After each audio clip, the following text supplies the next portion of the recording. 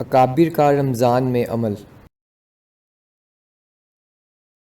امام بخاری رحمۃ اللہ، جو امام ابو حنیفہ کے شاگرد در شاگرد ہیں، ماہ رمضان میں ایک دن رات میں قرآن کے 2 ختم کرتے تھے۔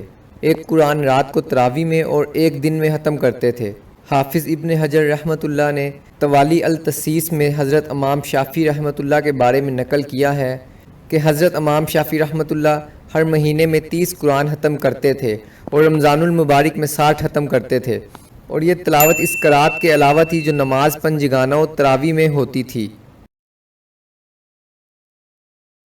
حضرت امام ابو حنیفہ کے بارے میں منقول ہے کہ آپ کا معمول عام دنوں میں ایک دن رات میں ختم قرآن کا تھا، اور رمضان المبارک میں عید الفطر کی رات اور دن کو شامل کر کے 62 ختم کرتے تھے، اور ایک مستقل قرآن پاک پورا مہینہ نماز تراویح میں ان 62 کے علاوہ ختم فرماتے تھے۔